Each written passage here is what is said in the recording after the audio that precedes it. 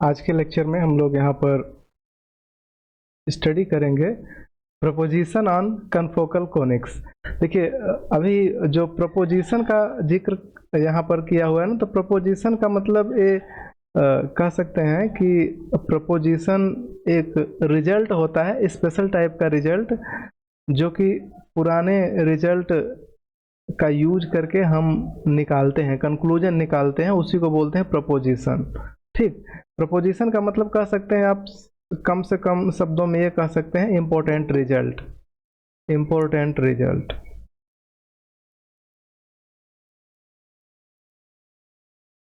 ठीक है, important result को आप बोलेंगे प्रपोजिशन। वैसे बहुत सारी डेफिनेशन होती है। अभी मैथमेटिक्स में आप लोग देखेंगे कि प्रपोजिशन होता है, ठीक, प्रपोजिशन, थियरम होता है, ठीक, थियरम, फिर कोरोलरी होता है, लेम्मा होता है, ठीक। तो इन सब की अलग अलग मीनिंग है। इन सब चीज़ों पर हम अभी कभी डिस्कस करेंगे, तो क्लास में, ऑफलाइन क्लास में सब आपको, आप लोगों को स्पेशली एग्जाम्पल दे दे करके वेरीफाई कर देंगे। इन सब में थोड़ा थोड़ा अंतर होता है, ठीक है। तो यहाँ पर जो दिया गया है प्रपोजिशन, तो प्रपोजिशन का मतलब आप फिलहाल के लिए समझिए important result related on confocal conics. तो इसमें पहला जो रिजल्ट दिया हुआ है और इंटरेस्टिंग रिजल्ट है, इसमें कहा जा रहा है कि prove that one and only one conic of A confocal system will touch a given line. ठीक है, इसमें कहा जा रहा है कि prove that one and only one conic of A confocal system will touch a given line. मतलब कि अगर यहाँ पर अगर मैं इसको, इस चीज़ को ध्यान में रखे रहिएगा, यहाँ पर ये बताया जा रहा है कि अगर कोई एक आप गिवन लाइन लेंगे ना, तो आपके कन्फोकल कोनिक का केवल एक ही मेंबर उसे टच करेगा।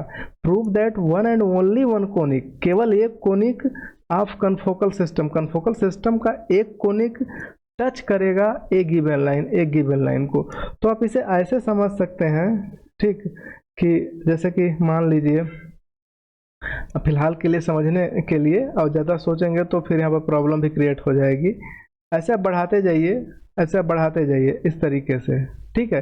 तो आपको क्या लग रहा है कि पहला यहाँ पर टच कर रहा है, उसके बाद दूसरा जब जाएगा तो कट कर देगा, ठीक, और तीसरा फिर जाएगा तो ये भी क्या करेगा, कट करेगा। लेकिन फोकल कोनिक्स में जब आपको बताया गया था कि x square by a square plus y square by b square, actually a था एलिप्स, ये था इलिप्स इक्वल टू 1।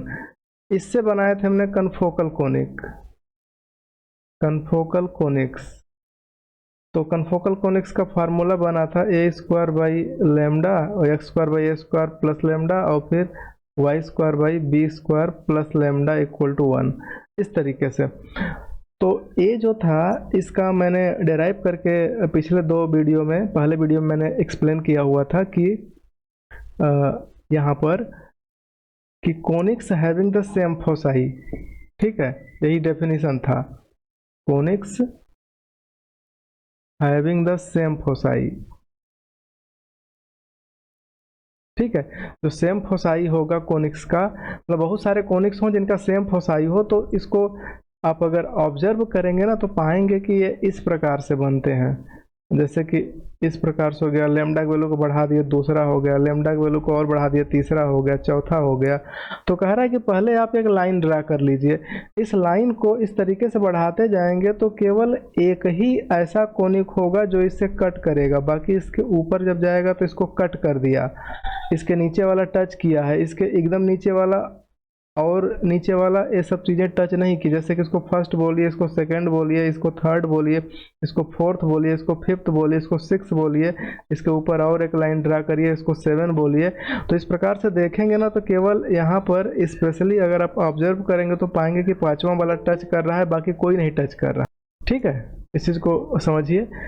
तो यहाँ से जो कंक्लूजन, यहाँ जो प्रपोजिशन जो दिया गया है, ठीक है, प्रपोजिशन, उस प्रपोजिशन का जो प्रूफ है, उस प्रूफ को हम इस यहाँ पर आपको एक्सप्लेन करेंगे। तो इसमें यही बताया जाता है कि prove that one and only one conic, मतलब कन्फोकल कोनिक में बहुत सारे कोनिक होते हैं, ऐसे से बनेंगे, ठीक।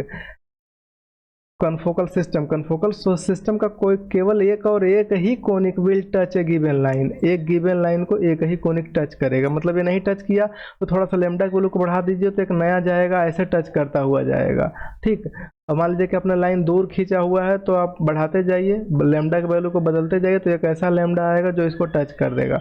तो इस तरीके से सारी चीज़ें बनती हैं। इसके पीछे एक थियरम काम करता है, उस थियरम को आप ऑब्जर्व करिए और यहाँ से समझिए। ठीक है, और क्वेश्चन ये है कि find the condition when line x cos alpha plus y sin alpha equal to p touches the conic x square by a square plus y square by b square equal to 1। ठीक है, तो इस चीज़ को समझने के लिए आप ऐसे पहले सिंपल सी बात है, जैसे कि मान लीजिए मैं यहीं पर आपको एक सिंपल सा चीज़ बता रहा हूँ। एक्स स्क्वायर बाई, मान लीजिए मैं एक सिंपल सा इक्वेशन लिख रहा हूँ, x square by a square equal to 1, और एक मैं लाइन ले रहा हूँ वाई बराबर एक्स। ठीक है, ए एक सर्किल है, ठीक है, ए क्या है, एक लाइन है। अब मैं कहूँ कि इन दोनों का इंटरसेक्शन पॉइंट बताइए, तो सिंपल सी बात है कि लाइन के एक इक्वेशन में से y को निकाल करके x में पुट करके सॉल्व कर दीजिए। तो सॉल्व करेंगे तो ये क्या मिलेगा, एक्स स्क्वायर प्लस यहाँ से y की जगह पर x पुट करेंगे तो एक्स स्क्वायर और इक्वल टू 1, और 2x स्क्वायर बराबर 1, तो x स्क्वायर बराबर 1/2, तो x बराबर प्लस माइनस 1/√2। ठीक है, इस तरीके से ये आ गया। तो x का वैल्यू प्लस माइनस √2 है और x बराबर y है, तो यहाँ से y का मान तो x ही होगा, तो y बराबर x का मान प्लस माइनस 1/√2। तो अब इन दोनों को आप देखोगे ना, तो जब x का मान देखो, x y दोनों सेम है, तो जब x का मान आप प्लस 1/2 भरोगे तो y का भी मान होगा 1/2, क्योंकि दोनों सेम है। जब x का वैल्यू आप पुट करोगे ना माइनस 1/√2, तो y का भी मान होगा 1/√2 माइनस में। ठीक, तो आप कल्पना करो कि ए होता है समीकरण जो 0 0 से जा रहा है, x square plus y square बराबर 1। ए एक सर्किल है, वृत्त है, जिसका समीकरण जो ये दिया है इसके हिसाब से सोचेंगे तो आपको पता चलेगा कि x माइनस 0 का स्क्वायर है, y माइनस 0 का स्क्वायर है इक्वल टू 1 का स्क्वायर है। तो x minus alpha square plus y minus beta square equal to r square से तुलना करोगे तो सेंटर आएगा, जो सेंटर होगा वो होगा अल्फा बीटा, और इसका वैल्यू ऊपर से तुलना करिए, कंपेयर करिए, 0 0 हो जाएगा और रेडियस आर 1 हो जाएगा। तो यानी कि ये जो x square plus y square बराबर 1 लिखा है, एक ऐसा वृत्त है या सर्कल है जिसका सेंटर 0 0 है, रेडियस 1 है। ठीक है, इस प्रकार से। और y बराबर एक्स क्या है, y इक्वल टू एक्स एक लाइन होती है जो कि इस तरीके से जाएगी। अब आप कहोगे कि ऐसे ही क्यों जाएगी, तो यही जनरल फार्मूला होता है। इसमें c का वैल्यू 0, जब c का वैल्यू 0 हो जाएगा ना तो लाइन ओरिजिन से जाती है।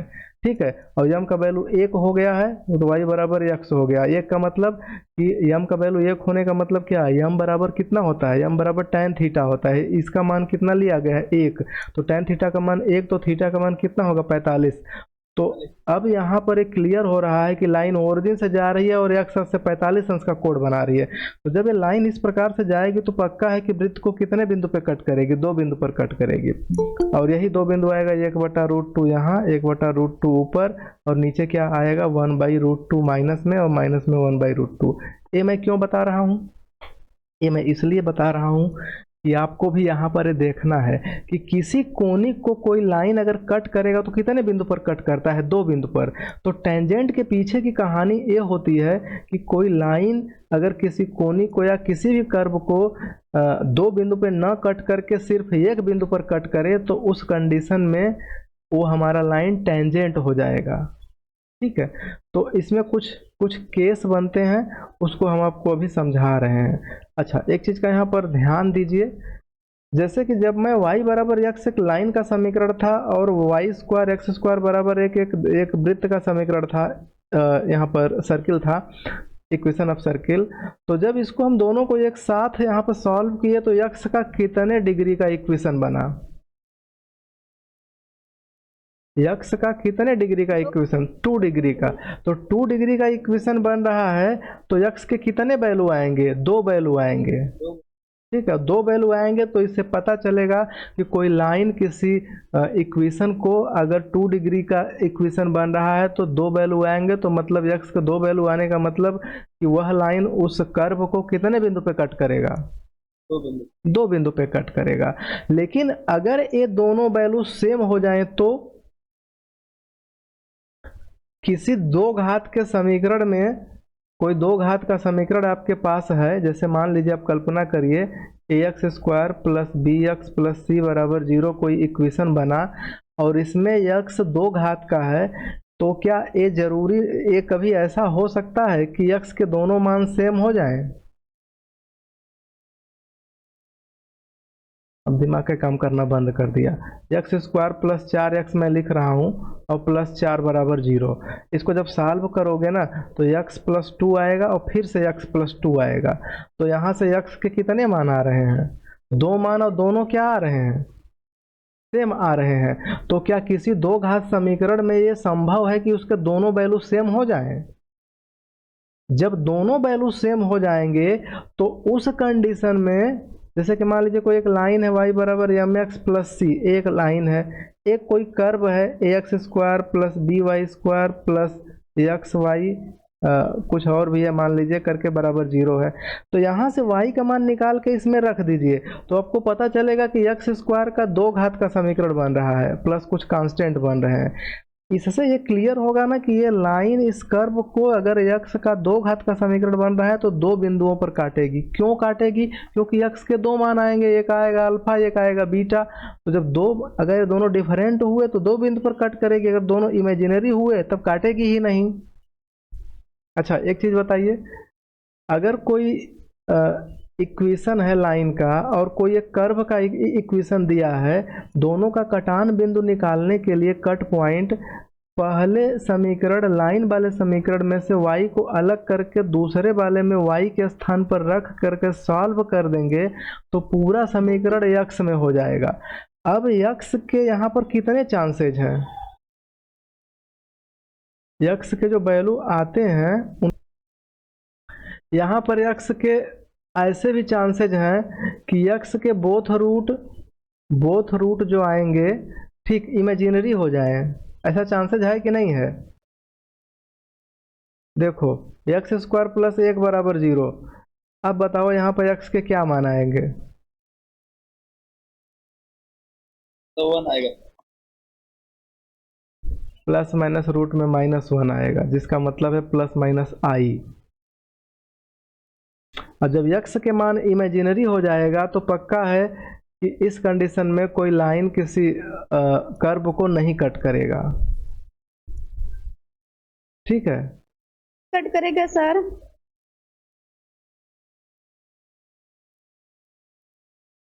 सर हाँ हाँ हाँ बोलो। वही बोल रहे हैं सर, क्यों कट नहीं करेगा?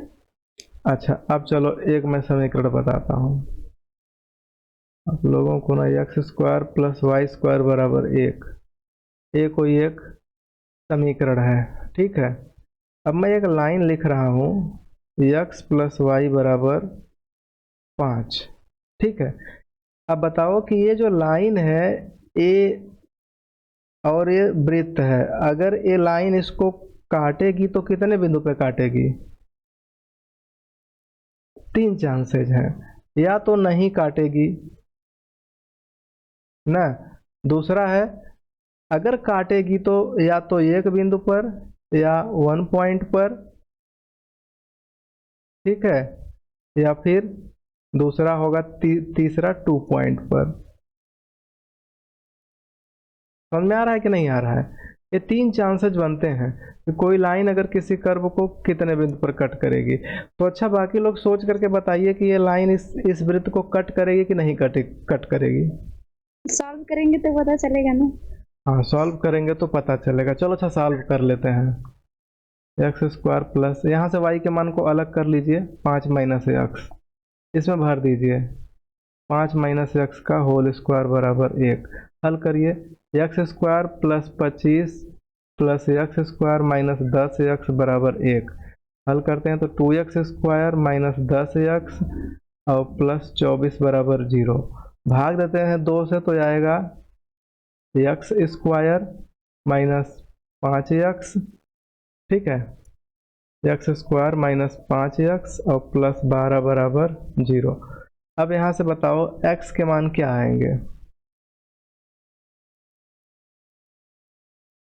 बताइए कोई पहले बताइए कि x का मान क्या आएगा, रियल आएगा कि इमेजिनरी आएगा।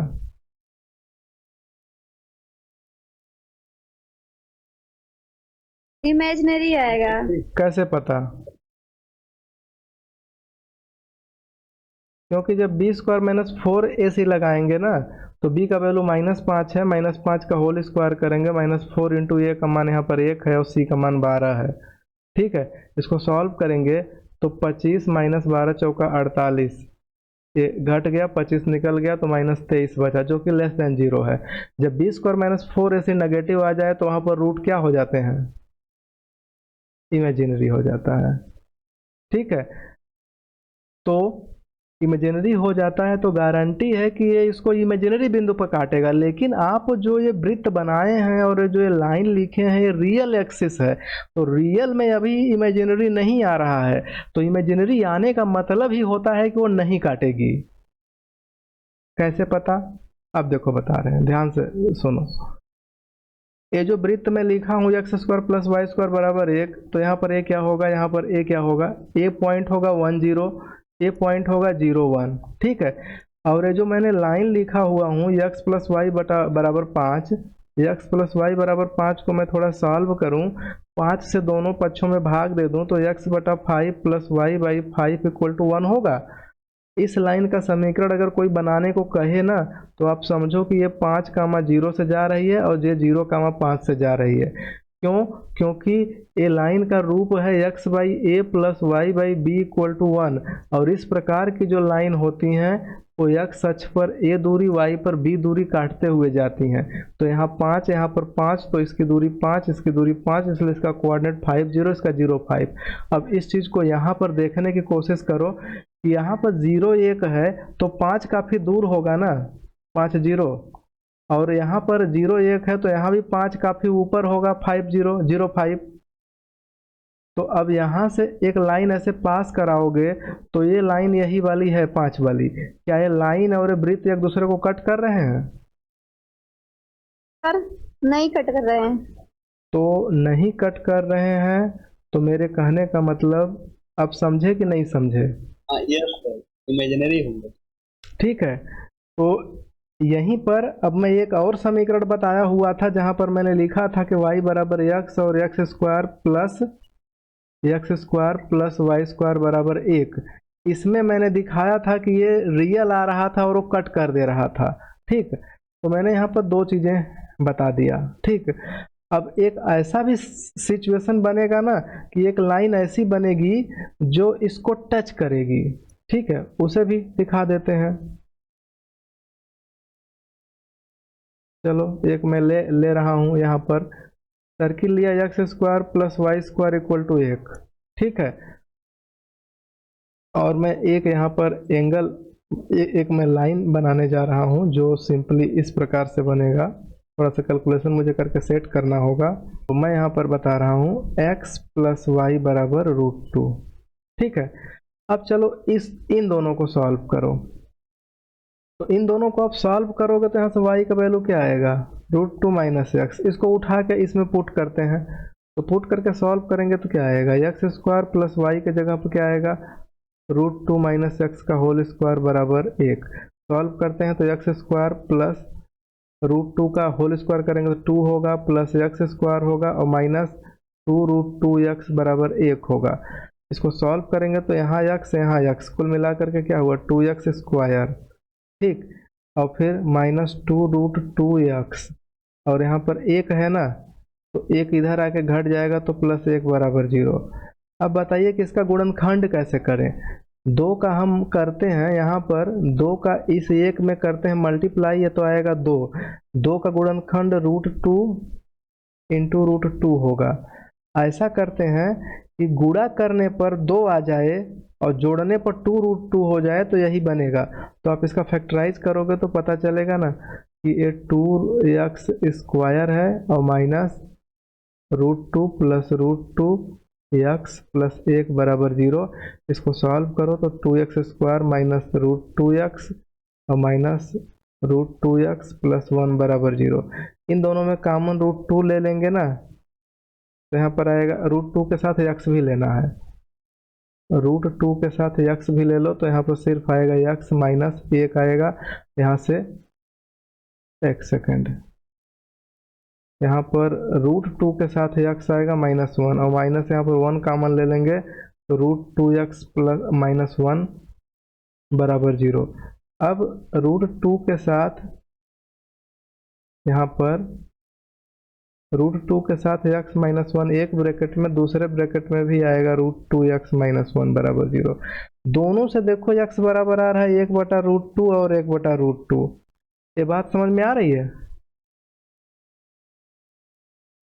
इस तरीके से फैक्टराइजेशन करने पर आप लोगों को पता चला होगा कि जो ये लाइन है ना इस वृत्त को कट कर रही है, तो दोनों x के मान सेम आ रहे हैं। मतलब कितने बिंदु पे कट कर रही होगी, एक बिंदु पर कि 2 बिंदु पर? एक ही बिंदु पे सर। अगर एक ही बिंदु पे कट करेगी तो ए लाइन इसके लिए क्या बनेगी? टेंजेंट बनेगी। ठीक है, कैसे बनेगी टेंजेंट उसको भी समझ लो। ठीक है, ये जो लाइन है ना x प्लस वाई बराबर √2 है, ठीक, तो इसको आप अगर ऑब्जर्व करोगे ना तो पता चलेगा कि x बटा √2 है प्लस वाई बाई √2 है बराबर 1 है।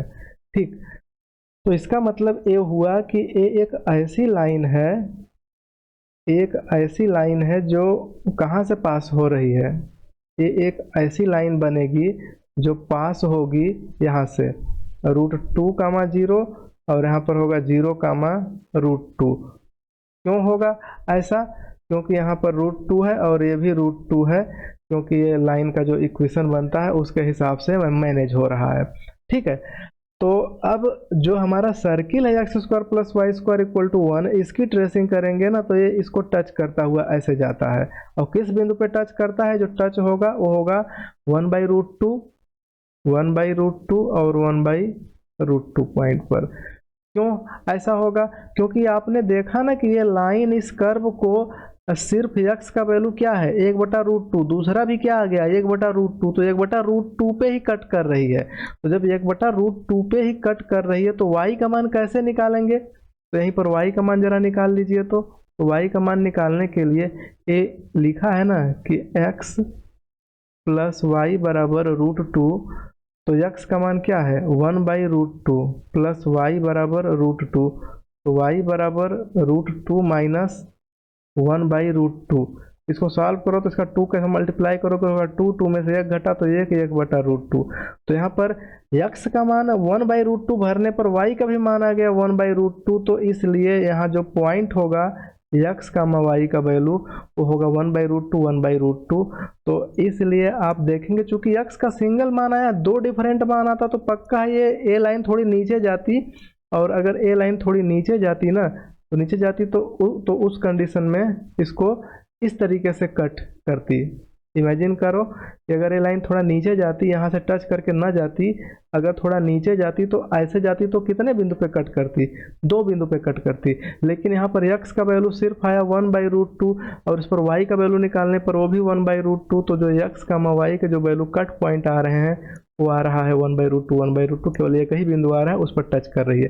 तो हमने यहाँ पर आपको 3 लाइन दिखाया और तीनों लाइन के मतलब को समझाया कि कोई लाइन अगर किसी कर्व को किसी भी कर्व को अगर आप यहाँ पर समझना चाहेंगे तो किसी भी कर्व को कोई लाइन जब भी कट करेगी तो ज़्यादातर केसेज में, ठीक, अगर एक कर्व, अब एक कर्व पर डिपेंड करेगी कि ये कर्व किस टाइप का है। ठीक है, कर्व अगर घूमने लायक है तो इस पर कई बिंदुओं पे कट करती है, लेकिन खासकर 2 डिग्री के इक्वेशन में जैसे x² by a² y² by b² बराबर 1 हो, x square plus y square बराबर 5 हो, तो 2 डिग्री के इक्वेशन में अगर कोई लाइन y बराबर ए एक्स प्लस बी या इस तरीके के हो, y बराबर एम एक्स प्लस सी कोई लाइन हो, अगर पास करती है तो ए लाइन 2 डिग्री के इक्वेशन को अधिकतम 2 बिंदुओं पे कट करती है।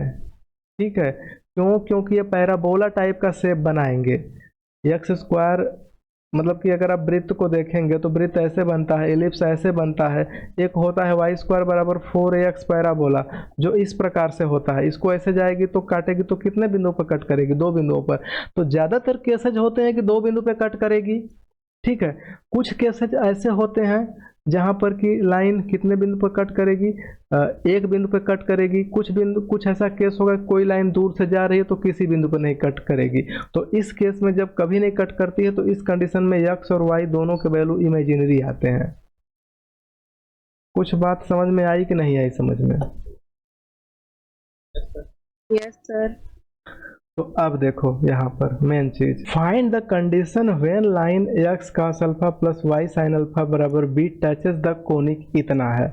तो स्वाभाविक सी बात है कि एक लाइन है, एक कोनिक है, दोनों के कट पॉइंट मतलब कि हमें टच करेगा तब कंडीशन निकालना है। तो कंडीशन निकालने के लिए एक आइडिया है, बहुत सिंपल सा आइडिया है। वो ये आइडिया है कि इसमें से y के वैल्यू को निकाल के इसमें भरिए और सॉल्व करिए तो x का 2 घात का समीकरण बनेगा। इस प्रकार से x का 2 घात का समीकरण बनेगा। कुछ कांस्टेंट बराबर 0 होगा। यहाँ पर एक कांस्टेंट a आएगा, यहाँ b आएगा, यहाँ पर c। इस प्रकार के का एक 2 डिग्री का x में इक्वेशन बनेगा। तो अब ये इक्वेशन जो बन रहा है इसके 3 चांसेज हैं। ठीक है, 3 चांसेज में पहला चांसेज है कि बोथ रूट क्या होंगे? Both roots imaginary. ठीक है, इस कंडीशन में टच ही नहीं करेगी बाहर से, ए लाइन काफ़ी दूर से निकल जाएगी इस इलिप्स से। दूसरा केस बनेगा कि जो बोथ रूट हैं, both roots are real and different, real and distinct. Distinct कहने का मतलब भिन्न भिन्न। तब पक्का है कि इस कंडीशन में ए लाइन इस इलिप्स को कितने बिंदु पे कट करेगी? 2 बिंदु पे कट करेगी। तीसरा केस बनेगा कि इफ, सबको सुनाई दे रहा है ना? क्यों?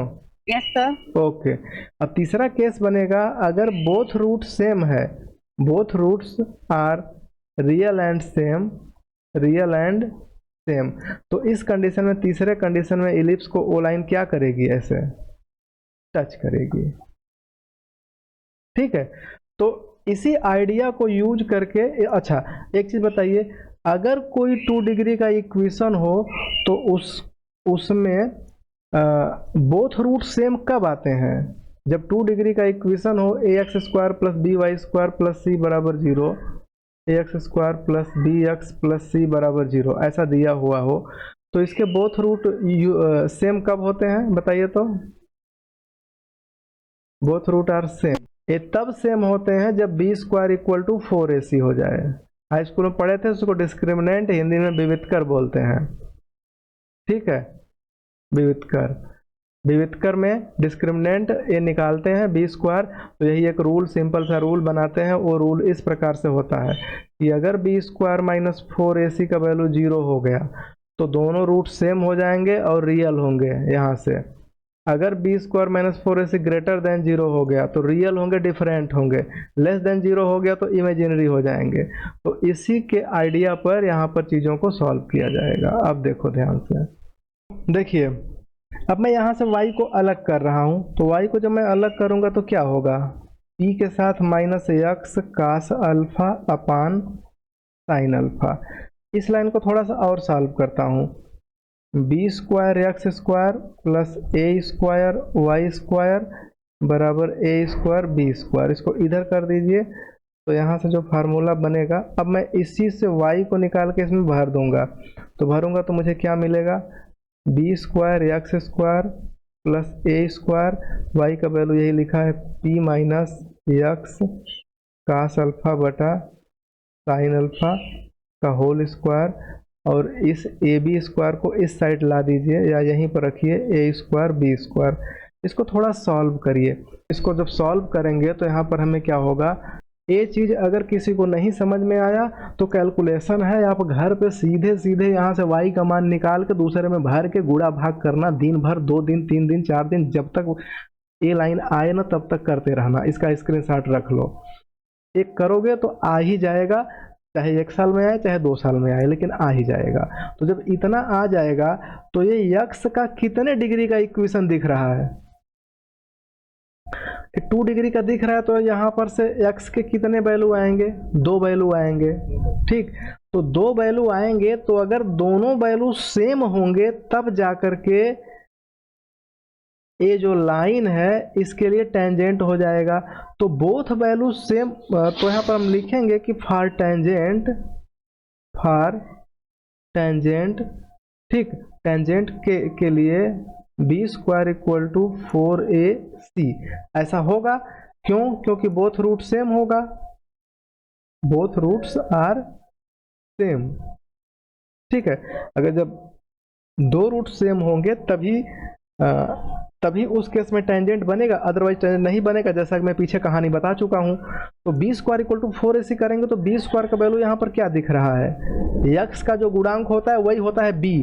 तो इसका होल स्क्वायर करेंगे बी के जगह पर। ध्यान से देखिए, अगर मैं बी की बात करूं तो ये है बी, ए है ए, और यहाँ पर जो लिखा है ए है सी। ठीक, तो बी स्क्वायर करिए तो यहाँ पर जब इसका -2pa स्क्वायर कास अल्फा का होल स्क्वायर करेंगे तो आएगा 4p स्क्वायर a के पावर 4 और कास स्क्वायर अल्फा, ये हो गया b। 4 इंटू ए सी, यहाँ पर ए सी, ए का वैल्यू क्या है, b square sine square alpha plus a square cos square alpha, एक ब्रैकेट में, और दूसरे ब्रैकेट में लास्ट में c लिखा हुआ है। तो गुणे c का वैल्यू क्या है, a square p square minus a square b square sine square alpha, इतना बड़ा। ये 4 से 4 को कट कर दीजिए। आगे देखिए, जब 4 से 4 को कट कर देंगे तो आगे जब प्रॉब्लम को सॉल्व करेंगे तो यहाँ पर चीज़ें इस तरीके से आएंगी। यहाँ पर देखिए, ये है p के पावर 2 a के पावर 4 और कास स्क्वायर अल्फा बराबर, इधर जो टर्म है ना उसको पहले ध्यान से देखिए, b square sine square alpha plus a square cos square alpha, ये ब्रैकेट बंद। दूसरे ब्रैकेट में इन दोनों ब्रैकेट में देखिए कुछ कॉमन है, ए स्क्वायर कॉमन है, गुणे ए स्क्वायर, और फिर गुणे जो बड़ी सी ए स्क्वायर यहाँ से निकाल लेंगे ना तो यहाँ से बचेगा सिर्फ पी स्क्वायर, माइनस यहाँ से क्या बचेगा, बी स्क्वायर के साथ साइन स्क्वायर अल्फा, ऐसा बचेगा। तो यहाँ भी ए स्क्वायर है और यहाँ भी ए के पावर 4 है ना, तो इसमें से कट जाएगा तो यहाँ से ए स्क्वायर बचेगा। तो फाइनली ये हो गया पी स्क्वायर ए स्क्वायर और कास स्क्वायर अल्फा बराबर, यहाँ से हो गया b square sine square alpha plus a square cos square alpha, और दूसरे ब्रैकेट में हो गया p square minus b square, हाँ बोलो, b square sine square alpha, यहाँ पर मल्टीप्लाई करेंगे तो पी स्क्वायर हो जाएगा, और माइनस इसका जब दूसरे में मल्टीप्लाई करेंगे ना तो यहाँ से हो जाएगा b के पावर 4, ठीक, b के पावर 4 के साथ साइन पावर 4 अल्फा, फिर माइनस अब इस पहले वाले का करेंगे तो होगा ए स्क्वायर प्लस में ए स्क्वायर और फिर पी स्क्वायर और फिर कास स्क्वायर अल्फा, ठीक, और फिर माइनस में होगा a square b square cos square alpha into sine square alpha. इस तरीके से मैंने मल्टीप्लाई कर दिया। अब इसमें देखो, इधर देखो, इधर क्या लिखा है, पी स्क्वायर ए स्क्वायर कास स्क्वायर अल्फा। इस साइड देखिए, ये पी स्क्वायर ए स्क्वायर कास स्क्वायर अल्फा, ये दोनों क्या होंगे, ये दोनों कट जाएंगे। इसमें एक चीज़ और दिख रहा है कि पूरे समीकरण में साइन स्क्वायर अल्फा से भाग दे दीजिए, साइन स्क्वायर अल्फा से, यहाँ भी साइन स्क्वायर अल्फा से भाग दे दीजिए। इस साइड चूंकि दोनों ये कट चुका है ना, तो इस साइड अब 0 हो चुका है तो कोई फर्क नहीं पड़ेगा। तो साइन स्क्वायर से यहाँ साइन स्क्वायर कट गया, यहाँ साइन स्क्वायर से यहाँ 4 है कट के 2 हो जाएगा, और यहाँ पर साइन स्क्वायर कट जाएगा। तो ये क्या बचा है, पी स्क्वायर बी स्क्वायर बचा, तो अब एक काम करो, इधर 0 इधर बचा p square b square minus यहाँ से क्या बचा b के पावर 4 साइन स्क्वायर अल्फा, और फिर माइनस इधर यहाँ पर क्या क्या बचा a स्क्वायर बी स्क्वायर और क्या बचा यहाँ पर कास स्क्वायर अल्फा। अब पूरे समीकरण में मैं क्या करूँगा कि बी स्क्वायर से भाग दे दूंगा, बी स्क्वायर इधर 0 तो इधर भी भाग दे दो, इधर भी भाग दे दो बी स्क्वायर, तो बी स्क्वायर से बी स्क्वायर कट गया, बी स्क्वायर से यहाँ पर बी के पावर 4 है तो कट जाएगा, तो b2 बच जाएगा, यहाँ बी स्क्वायर से बी स्क्वायर कट जाएगा, इधर तो 0 है, तो 0 बराबर यहाँ पर क्या दिखा आपको p square minus b square sine square alpha, और माइनस यहाँ से क्या हुआ a square cos square alpha. इसको थोड़ा सा और सॉल्व करते हैं। अब इन दोनों को इस साइड लाते हैं नेगेटिव वाले को, तो यहाँ से हमें मिलेगा a square cos square alpha, और इस साइड आएगा तो आएगा b square sine square alpha बराबर यहाँ पर क्या होगा p स्क्वायर। ठीक है, तो अब कंक्लूजन क्या निकला वो देखिए, कंक्लूजन से यही निकला कि if x cos alpha plus y sine alpha बराबर p कोई लाइन है और ये टच करे किसको x square by a square plus y square by b square बराबर 1 को टच करे, तब क्या होगा, तब यही कंडीशन आ रहा है जो आपको याद करना होगा कि a square cos square alpha plus b square sine square alpha बराबर पी होता है। ये बात समझ में आई कि नहीं आई समझ में? आई सर। p स्क्वायर होता है, पी स्क्वायर, ठीक है, यहाँ पर पी स्क्वायर हो क्योंकि यहाँ पर पी स्क्वायर निकला है। ठीक है, तो a square cos square alpha plus b square sine square alpha बराबर पी। अब इसी चीज को देखना, इसी चीज को थोड़ा सा और समझो, थोड़ा सा बस और दिमाग लगाओ कि एक्स स्क्वायर बटा ए स्क्वायर था तो यहाँ मैंने ए स्क्वायर लिख दिया, वाई स्क्वायर बटा बी स्क्वायर था तो यहाँ मैंने बी स्क्वायर लिख दिया, और फिर एक और यहाँ से x के साथ कास था तो कास यहाँ पर उतार दिया, y के साथ साइन था ऊपर तो साइन उतार दिया, और लास्ट में यहाँ p था तो इसको यहाँ पर p मैंने लिख दिया, यहाँ तो p स्क्वायर हो गया। तो इसी से मोटिवेट होके इसी प्रकार का इसके लिए बताइए कि if x cos alpha plus y sine alpha बराबर p, ठीक, टचेज का मतलब टच करता है, x square by a square plus lambda plus y square बटा बी स्क्वायर प्लस लेमडा बराबर 1, तब क्या होगा बताइए? प्लस लेमडा हो जाएगा, ए स्क्वायर प्लस लेमडा और कास स्क्वायर अल्फा, नहीं कास स्क्वायर कास अल्फा हो जाएगा सर। कास अल्फा क्यों होगा, कास स्क्वायर क्यों नहीं होगा? यहाँ पर तो स्क्वायर दिख रहा है। यस स्क्वायर होगा, कास स्क्वायर अल्फा हो जाएगा plus b square plus lambda और फिर sine square alpha equal to p square. समझ में आया? तो यही चीज है कि अगर इस कनफोकल कोनिक को अगर कोई एक लाइन, ये जो लाइन दी गई है, अगर ए लाइन टच करेगी, ठीक, ए लाइन अगर टच करेगी तो ये कंडीशन होगा। तो इतना चीज़ें एक्सप्लेन करने के बाद, ठीक है, तब जाकर के हम लोग जिस कंक्लूजन पर पहुँचे हैं ना, वो कंक्लूजन आपके किताब में एक लाइन में लिखता है। देखिए, ये देखो, एक कोनिक है, ए लाइन है, x square by a square plus lambda plus y square by b square plus lambda बराबर 1। इस कोनिक को a line x cos alpha plus y sine alpha बराबर बी अगर टच करती है तो एक तब टच करेगी जब a square plus lambda cos square alpha plus b square plus lambda sine square alpha बराबर पी होता है, जैसा कि मैं यहाँ पर आपको समझाया हूँ इतने बड़े एक्सप्लेनेशन के बाद। चीजें समझ में आई थोड़ी बहुत कि नहीं आई? Yes sir. Yes sir. ठीक है, तो यहाँ तक चीजें क्लियर हो गई होगी। ठीक, ये चीजें क्लियर हो गई होगी कि यहाँ से ए आया है, a square plus lambda cos square alpha plus b square plus lambda equal to sine square alpha, ठीक है, बराबर पी स्क्वायर। तो यहाँ तक तो चीज़ें क्लियर हो गया। तो अब देखिए इससे क्या निष्कर्ष निकल रहा है। इससे ये निष्कर्ष निकल रहा है कि अगर ये हमारा कन्फोकल है और इसको ए लाइन टच कर रही है तो एक कंडीशन आया। तो यहाँ से लैम्डा का डिग्री कितना है, जो इक्वेशन 3 है, इस इक्वेशन 3 में लैम्डा का डिग्री कितना है, 1 है कि लैम्डा का डिग्री 2 है कि 3 है, क्या लिखा हुआ है, पावर 1 है। तो जब लैम्डा का डिग्री 1 है, इस equation gives only one value of lambda, hence only one conic touch the given straight line. बात समझ में आई थोड़ी बहुत?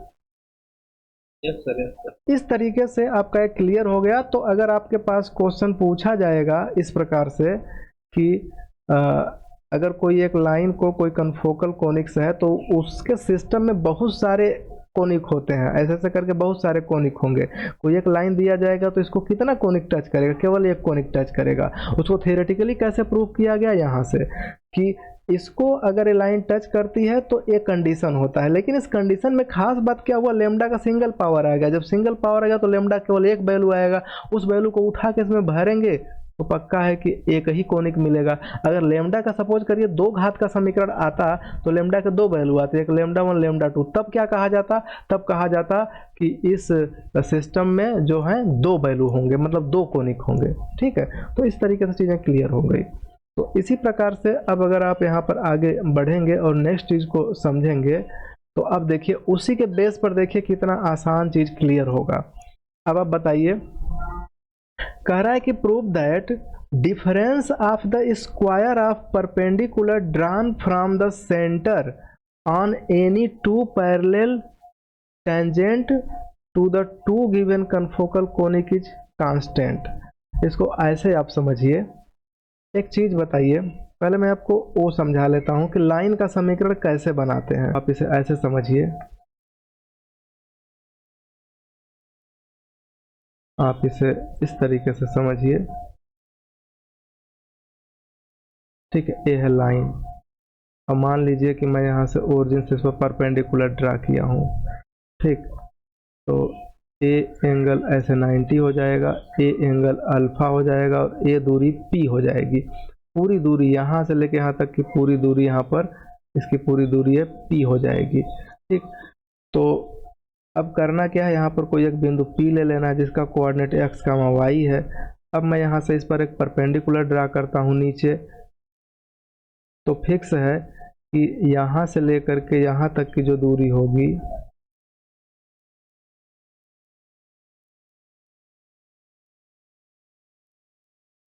ए दूरी x होगी और ए दूरी y होगी। मैं उसे ऐसे लिखता हूँ, थोड़ा सा टेक्निकल दिमाग लगाता हूँ और इसको y बोलता हूँ, इसको x बोलता हूँ, या थोड़ा ऐसे कर देता हूँ इस तरीके से, इस तरीके से। ठीक है, अब करना क्या है कि अब फिर यहाँ से मैं परपेंडिकुलर, ये सब चीज़ें हाई स्कूल की हैं, हाई स्कूल में या 12th में है। ऐसी चीज़ें कोई नहीं पढ़ा है तो कोई बात नहीं है, पढ़ो, लेकिन किसी चीज को प्रेस मत करो कि यही सही है, यही सही है, यही सही है।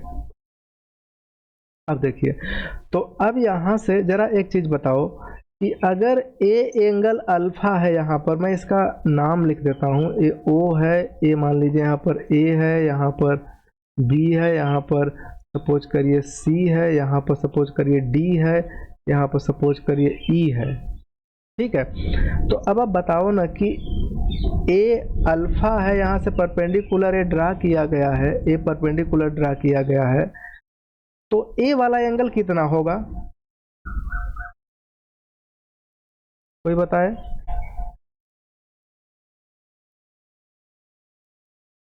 नब्बे डिग्री। 90 डिग्री कैसे होगा? ए अल्फा है, ऊपर यहाँ पर जो दिख रहा है 90 है, तो ये कितना होगा, 90 माइनस अल्फा।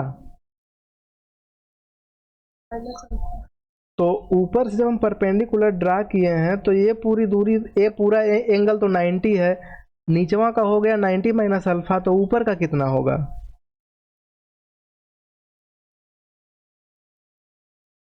पढ़ने में बहुत कष्ट है। नीचे अगर माइनस पी, ए ऊपर यहाँ पर ए अल्फा हो जाएगा, अल्फा कर देंगे तो इसलिए अल्फा करेंगे ना कि आपका ये पूरा एंगल यहाँ से लेके यहाँ तक पूरा 90 है। क्यों 90 है? इसलिए 90 है ना कि आप P से x अक्ष पर परपेंडिकुलर ड्रा किए हैं, तो ये पूरा का पूरा एंगल यहाँ से लेके यहाँ तक पूरा एंगल तो 90 होगा ना। तो पूरा अगर 90 है और नीचवा का 90 माइनस अल्फा है, तो ये ऊपर का क्या होगा? 90 में से फिर से घटा देंगे 90 माइनस अल्फा, तो 90 माइनस 90 और प्लस अल्फा, 90 90 कट गया, क्या आ गया? अल्फा। तो इसलिए यहाँ से चीज़ों को आप समझिए बारीकी से कि ये क्यों मैं ऐसा बता रहा हूँ। ऊपर का वैल्यू अल्फा हो जाएगा। ठीक, अगर ऊपर का वैल्यू अल्फा हो गया तो इसी में लगा दीजिए, इसी ट्रायंगल में लगा दीजिए आप sine alpha. Sine alpha, sign alpha बराबर होगा लंब बटा कर्ण, यानी कि परपेंडिकुलर अपान, ठीक, परपेंडिकुलर अपान हाइपोटेनस। हाइपोटेनस तो परपेंडिकुलर इसका क्या है? अल्फा के सामने परपेंडिकुलर होता है, किसी भी एंगल में उसके सामने परपेंडिकुलर होता है। तो साइन अल्फा बराबर परपेंडिकुलर अपन हाइपोटेनस, तो परपेंडिकुलर होगा क्या? पीई होगा, पीई अपान हाइपोटेनस क्या है इस ट्रायंगल में? In triangle PED. हाइपोटेनस का मतलब है, हाँ बताइए क्या होगा हाइपोटेनस? पीडी। क्यों? यहाँ 90 डिग्री के सामने होगा ना। हाँ, तो 90 यहाँ पर है, 90 तो यहाँ पर है ना, तो पीडी होगा, तो ये पीडी हो गया। तो पी, तो पी ही रहने दीजिए। पीडी का वैल्यू साइड में देखिए क्या खड़ा है? वाई, और यहाँ से साइन अल्फा, तो इसका तिर्यक गुणा कर दीजिए, तो P बराबर क्या हो जाएगा? Y sine alpha. ठीक है, तो P से लेकर E तक की दूरी साइन अल्फा है, वाई साइन अल्फा है, तो उसी प्रकार PE हो गया, यहाँ पर F मान लीजिए। तो CF की दूरी बताइए, ये दूरी क्या होगी? CF की दूरी क्या? CF की दूरी, CF की जो वैल्यू है के बराबर होगी सर, ये PD के बराबर होगा, और CF बराबर PD और P ना, मैं यहाँ पर गड़बड़ लिखा हूँ, हाँ PE के बराबर। तो जो CF का वैल्यू है PE के बराबर, PE क्या है? Y sine alpha. तो यहाँ हो जाएगा ये वाई साइन अल्फा। इतना चीज क्लियर हुआ? Yes sir. अच्छा, ये जो नीचे वाला त्रिभुज है, ट्रायंगल है, यानी कि इन ट्रायंगल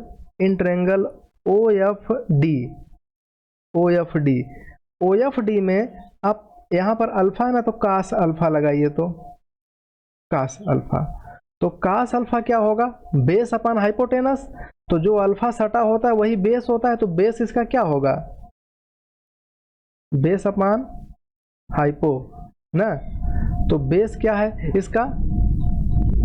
FO या OF अपान, इसके सामने 90 के सामने होगा हाइपो ना, तो ये क्या होगा? O से लेके D तक OD। आपको पता है कि OF वही रहेगा, लेकिन O से लेके D तक का वैल्यू क्या है? X। तो यहाँ से जो OF की वैल्यू है, OF में X का तिर्यक गुणा क्रॉस मल्टीप्लाई कर दिए, तो X कास अल्फा हो जाएगा। तो कहने का मतलब ये हुआ कि ये जो दूरी है ये हो गया X कास अल्फा। अब आप बताइए कि O से लेकर के पूरे C तक की दूरी, ध्यान से देखिए, O से लेके पूरे C तक की दूरी कितना हो गई अब टोटल? X कास अल्फा और प्लस वाई साइन अल्फा, और पूरा किसके बराबर है? ये लिखा हुआ है यहाँ।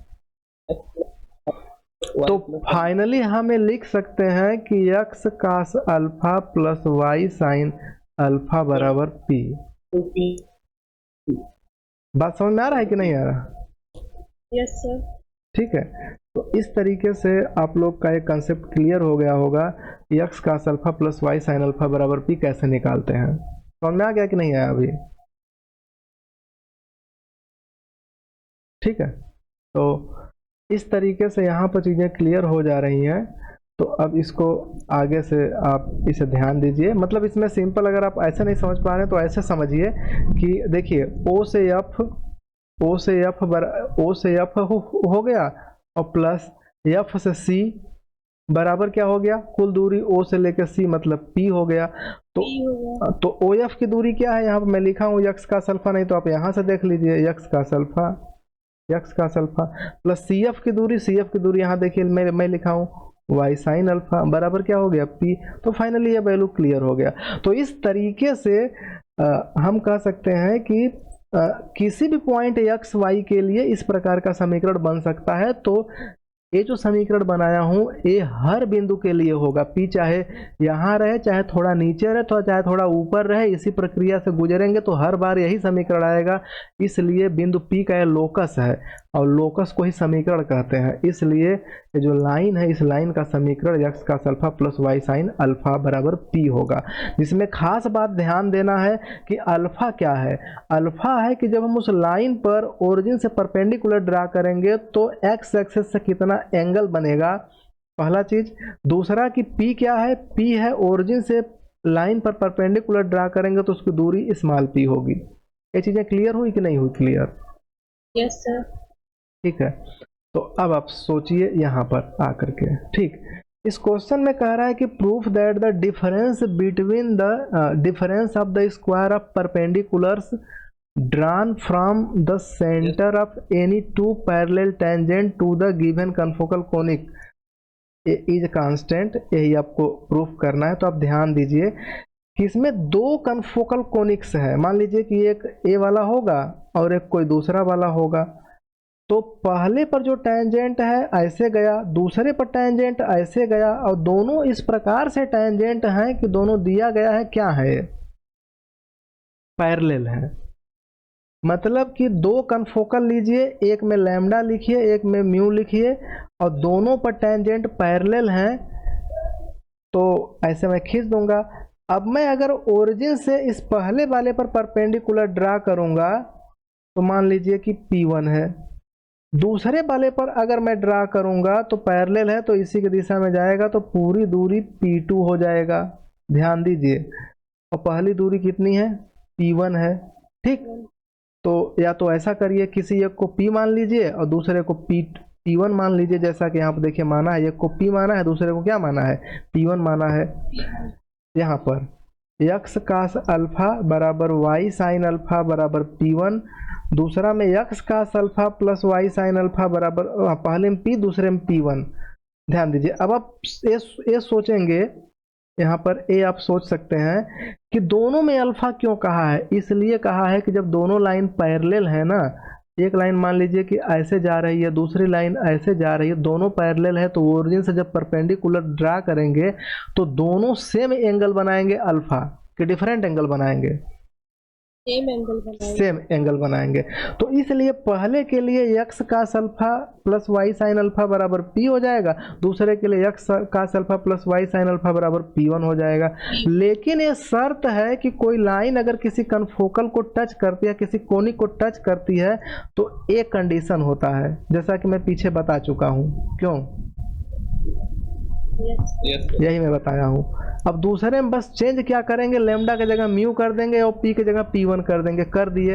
अब करने के बाद क्वेश्चन में क्या कह रहा है कि prove that difference of squares of perpendicular, मतलब कि दोनों परपेंडिकुलर, एक P है एक P1 है, दोनों के स्क्वायर का डिफरेंस जो भी आए वो क्या हो जाए, कांस्टेंट हो जाए। लास्ट में लिखा इज कांस्टेंट। ठीक है, तो आप यही करिए कि दोनों स्क्वायर दिख रहा है, दोनों को घटा दीजिए। दोनों को देखिए क्या किया, ये घटा दिया। तो घटा दिया तो अब घटा दिया तो ये तो बहुत छोटा आ गया है, आप दिमाग लगाएंगे तो यहाँ से मिल जाएगा। घटाइए, यहाँ से देखिए मैं घटा रहा हूँ, देखिए क्या बनेगा। पी स्क्वायर जो दिख रहा है माइनस P1 स्क्वायर, अब घटा देंगे तो इन दोनों में क्या कॉमन है, कास स्क्वायर अल्फा कॉमन है ना, वो निकल गया। यहाँ से क्या बचा, ए स्क्वायर प्लस लेमडा, दूसरे में से क्या बचा, minus a square minus mu, ये माइनस माइनस कट जाएगा। प्लस दूसरे में से क्या मिलेगा, साइन स्क्वायर अल्फा कॉमन है, यहाँ से क्या मिला b square plus lambda minus b square minus mu. Square minus mu. अब बी स्क्वायर से बी स्क्वायर कट गया, लेमडा माइनस म्यू इसमें भी बचा, लेमडा माइनस म्यू इसमें भी बचा, दोनों को कॉमन ले लीजिए। तो लेमडा माइनस म्यू जब कॉमन ले लिए तो यहाँ से क्या बचा, cos square alpha cos square alpha plus sine square alpha. Sine, और ये दोनों का वैल्यू एक हो जाता है। तो फाइनली लेमडा माइनस म्यू बचा, लेमडा माइनस म्यू। तो लेमडा और म्यू पहले से ही कांस्टेंट है तो दोनों का अंतर क्या होगा, कांस्टेंट होगा। इसलिए यहाँ पर चीजें क्लियर हो गई। समझ में आया कि नहीं आया समझ में? Yes sir. देखो और बहुत सिंपल सा क्वेश्चन है, इसमें क्या कह रहा है कि the point of intersection of two perpendicular tangent one to each of two given confocal lie on a circle. इसके कहने का मतलब ये है ना कि जैसे कि मान लीजिए कि दो कन्फोकल हैं और एक ही फैमिली के दो कन्फोकल हैं, ऐसे मान लीजिए। तो करना क्या है कि दो टेंजेंट खींचिए, एक पहले पर हो एक दूसरे पर हो और जहां कट करे ए, ठीक। तो ये जो पॉइंट है ये पॉइंट होगा कहाँ, ऐसे तो आप कोई और भी खींच सकते हैं। जैसे कि मान लीजिए पहला मैं इस पर खींच दूं, दूसरा टेंजेंट मैं यहाँ पर दूसरे पर खींचूं और ऐसा मैं खींचूं कि ये जा करके यहाँ टेंजेंट 90 डिग्री बना ले। मतलब आप ये ध्यान दीजिए कि एक ही फैमिली के दो कन्फोकल्स हैं, दो मतलब कन्फोकल्स कहिए या फिर दो मेंबर कहिए, लेकिन दोनों का टेंजेंट इस प्रकार से खींचना है ना। फिर से देखो, एक यहाँ पर एक यहाँ पर, पहले का टेंजेंट मैंने ऐसे ड्रा कर दिया, दूसरे का टेंजेंट ऐसे ड्रा किया, कट कहाँ करें 90 पर। मतलब ऐसे टेंजेंट खींचिए जो 90 पर कट करे। थोड़ा सा इसको घुमाएंगे ना तो इसका दूसरा टेंजेंट फिर यहाँ 90 पे कट करेगा, थोड़ा और घुमाएंगे ना तो इसका तीसरा जो कट करेगा फिर 90 पे कट करेगा। तो ऐसे करके सबको मिला देंगे ना, तो मिला देंगे तो ये एक कहाँ लाई करेगा, एक सर्किल पर लाई करेगा। यही ये चीज दिखाना चाह रहे हैं कि the point of intersection of two perpendicular tangents one to each of two given confocal. मतलब कि दो टेंजेंट हो जो दो अलग अलग एक ही फैमिली के दो कन्फोकल पर खींचे गए हों और वो 90 डिग्री पर कट कर रहे हों, ठीक है।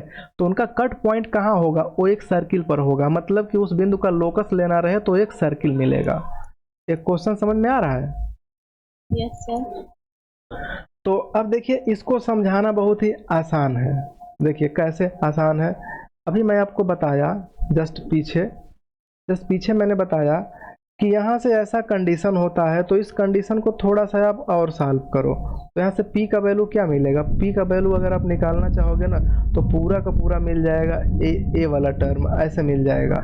क्या होगा यहाँ पर ए स्क्वायर प्लस लेमडा और यहाँ पर हो जाएगा ये कास स्क्वायर अल्फा, ठीक, plus b square plus lambda और फिर हो जाएगा साइन स्क्वायर अल्फा। तो ये P का वैल्यू आया। अब P का वैल्यू उठा करके फिर से इस इक्वेशन में रख दीजिए। तो इससे क्या हमें मिलेगा, इससे हमें एक चीज़ मिलेगा कि हम डायरेक्ट अब कह सकते हैं कि इस कोनिक को टच करने वाली जो लाइन होगी ना वो यही होगी, x cos alpha plus y sine alpha बराबर P, और P का मान यहाँ से भर दीजिए। क्या है यहाँ पर a square plus lambda cos square alpha और बी स्क्वायर प्लस लेमडा क्या है यहाँ पर साइन स्क्वायर अल्फा। ये चीज क्लियर हो रही है कि नहीं हो रही है? Yes sir. तो इसी का यहाँ पर यूज कर रहा है कि मान लीजिए कि ये कन्फोकल कोनिक है, ठीक, तो इसको कोई लाइन अगर टच करेगी तो यहाँ पर ये नियम बनेगा x cos alpha plus y sine alpha बराबर P, और P का मान यही निकाला हुआ है। इसी प्रकार से दूसरे के लिए जब आप बनाएंगे तो ऐसा बनेगा। लेकिन एक प्रॉब्लम यहाँ पर ये है ना कि दूसरे के लिए जब बनाया है तो यहाँ पर बीच में माइनस कर दिया है और इसके कोफिशिएंट को बदल दिया है। ऐसा ये इसलिए कर रहे हैं कि दोनों लाइनों को परपेंडिकुलर दिखाना है। तो मैं आपको एक चीज दिखाता हूँ, यहाँ पर ध्यान दीजिए कि अगर कोई पूछे ना कि दो लाइन परपेंडिकुलर बताओ ना तो आप ऐसे बता दिया करो। जैसे मान लीजिए कि एक लाइन है, जैसे मैं कह दूं कि मतलब find two perpendicular line, two perpendicular lines आपको फाइंड करना है। तो पहली आप बताना कि x cos alpha plus y sine alpha बराबर P, और दूसरी बता देना कि x sine alpha minus y cos alpha बराबर, सपोज करिए इसका P1 हो जाएगा। ठीक है, तो अच्छा ये कैसे पता चलेगा कि दोनों परपेंडिकुलर है? तो सिंपल सी बात है, इसका M1 निकाल लीजिए। M1 का मतलब होता है minus of coefficient of x, coefficient of x upon coefficient of y, ये मैं कल बताया था। तो माइनस इसमें एक्स का कोफिशिएंट क्या है? Cos alpha by sine alpha. इसी प्रकार इस दूसरे से M2 निकालिए, तब क्या होगा? माइनस ऑफ साइन अल्फा बटा माइनस कास अल्फा। क्यों मैं नीचे माइनस कास अल्फा कर दिया? क्योंकि y का कोफिशिएंट माइनस कास अल्फा है। इसको सॉल्व करेंगे तो पता चलेगा कि आया sine alpha by cos alpha. ठीक है, अच्छा अब M1 इंटू M2 का गुणा करके देख लीजिए, तो यहाँ क्या दिखेगा? ऊपर क्या है? Minus cos alpha by sine alpha into M2 का वैल्यू क्या है? Sine alpha by cos alpha. Sine cut गया, कास से कास कट गया, क्या आ गया? -1। बात समझ में आ रही कि नहीं आ रही है? Yes sir. तो इससे एक क्लियर हुआ, क्या क्लियर हुआ? इससे क्लियर हुआ कि अगर एक line x cos alpha plus y sine alpha बराबर P अगर कोई लाइन है तो इसके परपेंडिकुलर लाइन करना है ना, तो हम कोफिशिएंट को ही बदल देंगे। मतलब ये एक थियोरेटिकल रिजल्ट है जो कि मैं आपको आसानी से बता रहा हूँ। ठीक, कि x cos alpha plus y sine alpha बराबर P हो तो इसके एक्स वाई के कोफिशिएंट को बदल दीजिए, बीच में माइनस लगा दीजिए, तो ये दोनों लाइन परपेंडिकुलर हो जाती हैं। ये अनुभव से है और इसका थियोरेटिकल रिजल्ट है। अब आप बहुत सारी किताबों को पढ़ेंगे, समय देंगे, तो आपको खुद ब खुद कुछ समय में आने लगेगा। तो इसी के आधार पर यहाँ पर समझिए कि कह रहा है कि दोनों परपेंडिकुलर हैं। तो परपेंडिकुलर हैं तो ये पहले से ही ऐसा जुगाड़ करके लिया कि पहले को एक्स कास अल्फा ले लिया, वाई साइन अल्फा बराबर P का वैल्यू तो होता है। ये दूसरे में किया क्या? इसको थोड़ा चेंज कर दिया, जिससे कि ये जो तीसरी लाइन है और जो चौथी लाइन है दोनों परपेंडिकुलर हैं, आपस में परपेंडिकुलर हैं और साथ साथ इन दोनों के टेंजेंट हैं। ये बात समझ में आ रही है? ठीक है, तो इस तरीके से ये चीजें क्लियर हो गई। अब आपको क्या करना है? अब करना कुछ नहीं है, दोनों को स्क्वायर करके ना ऐड कर दीजिए। तो जब आप इसको स्क्वायर करेंगे ना, तो ध्यान दीजिए, जब आप इधर स्क्वायर करोगे ना तो ये बनेगा क्या? X square cos square alpha plus y square sine square alpha, फिर क्या होगा? प्लस 2xy कास अल्फा और साइन अल्फा। और इधर क्या होगा? इधर रूट हट जाएगा, ए स्क्वायर प्लस लेमडा और फिर cos square alpha plus b square plus lambda और फिर साइन स्क्वायर अल्फा हो जाएगा। जब दूसरे का करेंगे ना तो यहाँ से पता चलेगा कि x square sine square alpha है, फिर क्या है? Y square cos square alpha है, फिर -2xy कास अल्फा और मतलब साइन अल्फा आप चाहें तो लिख सकते हैं। ठीक है, साइन अल्फा और कास अल्फा, और बराबर इधर का रूट हट जाएगा तो हो जाएगा ए स्क्वायर प्लस म्यू और यहाँ पर हो जाएगा sine square alpha plus b square, mute कर लीजिए, plus mu cos square alpha, इस तरीके से। ठीक है, तो अब इस स्थिति में करेंगे क्या कि दोनों को जोड़ देंगे, तो ऊपर देखिए प्लस नीचे माइनस दोनों क्या करेंगे? कट जाएंगे। ठीक है, और यहाँ एक्स स्क्वायर ऊपर कास स्क्वायर नीचे sine square x square common लोगे तो एक हो जाएगा, तो पहले में आ जाएगा एक्स स्क्वायर, दूसरे में वाई स्क्वायर कॉमन लेगो तो साइन स्क्वायर नीचे कास स्क्वायर, ये भी वाई स्क्वायर हो जाएगा। और ऊपर देखिए ए स्क्वायर प्लस लेमडा और ए स्क्वायर प्लस म्यू, ऊपर कास स्क्वायर साइन स्क्वायर, इसको आप अगर खोल के कॉमन लेंगे ना तो पहले में देखिए यहाँ ए स्क्वायर नीचे ए स्क्वायर, ऊपर कास नीचे साइन, अगर खोल के कॉमन लेंगे तो ए स्क्वायर के साथ एक हो जाएगा। और यहाँ पर लेमडा के साथ कास स्क्वायर है ना, और इसी को खोल देंगे तो यहाँ देखिए दूसरे में लेमडा के साथ साइन स्क्वायर है, दोनों में अगर लेमडा कॉमन लेंगे तो यहाँ से कास स्क्वायर और आगे साइन स्क्वायर, ये भी एक हो जाएगा, तो ऊपर से आ जाएगा लेमडा। इसी प्रकार से नीचे में अगर आप खोल देंगे तो म्यू के साथ साइन स्क्वायर, फिर यहाँ म्यू के साथ cos square, mu common, sine square cos square एक, तो यहाँ पर म्यू मिल जाएगा। और ऊपर देखिए बी स्क्वायर के साथ साइन स्क्वायर और नीचे बी स्क्वायर के साथ cos square, b square common तो sine square plus cos square एक हो जाएगा, तो बी स्क्वायर। तो इस तरीके से x square plus y square बराबर इतना बड़ा रिजल्ट आ गया। और ये किस चीज़ का समीकरण है? X square plus y square बराबर अगर अल्फा स्क्वायर टाइप का हो तो ये क्या रिप्रेजेंट करता है? ये सर्किल रिप्रेजेंट करता है।